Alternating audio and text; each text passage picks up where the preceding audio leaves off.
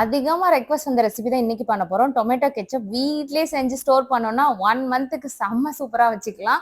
இந்த ரெசிபி பண்றது அவ்வளோ ஈஸிங்க. வீடியோ சேவ் பண்ணிக்கோங்க. உங்களோட ஃப்ரெண்ட் யாருக்கு கெச்சப் ரொம்ப பிடிக்குமோ அவங்களுக்கு ஃபார்வர்ட் பண்ணுங்க. இப்ப நம்ம டொமேட்டோஸ காம்பு பகுதியை மட்டும் கட் பண்ணி ஒரு 3/4 கிராஸ் பண்ணிக்கோங்க. குக்கர்ல கொஞ்சமா வாட்டர் விட்டு இதை நல்லா வேக வச்சுக்க போறோம். நான் வந்து 3 விசில்ஸ் வச்சிருக்கேன். நீங்க ஒரு 3-4 விசில்ஸ் வரைக்கும் கூட வச்சுக்கலாம்.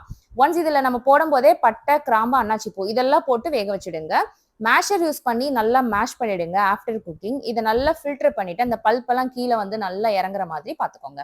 ஒரு பாத்திரத்துல இப்ப நம்ம பியூரை எடுத்து வச்சிருக்கிறோம்ல அதை ஆட் பண்ணிக்கோங்க. ஸ்லோ குக் பண்ணுங்க, செம்ம சூப்பரா வருங்க. இதுல கொஞ்சமா சுகரு, சால்ட், கார்ன்ஃபிளவர், அப்புறம் நான் டேஸ்ட் அண்ட் கலருக்காக காஷ்மீரி சில்லி பவுடர் ஆட் பண்ணிருக்கேன். 1 டேபிள் ஸ்பூன் அளவுக்கு வினிகர் சேர்த்திருக்கோம்.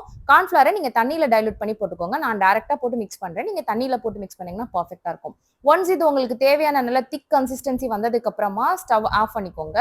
இது அப்படியே ஒரு பாட்டில்ல ஆறுனதுக்கு அப்புறம் ஸ்டோர் பண்ணிக்கோங்க. நான் ஃப்ரெண்டு கொடுத்துருக்கா இமீடியட்டா ஸ்டோர் பண்றேன். நீங்க நல்லா கூல் டவுன் பண்ணி ஸ்டோர் பண்ணீங்கன்னா 1 மந்த் ரெஃப்ரிஜரேட் பண்ணி செம்மையா வச்சுக்கலாம்.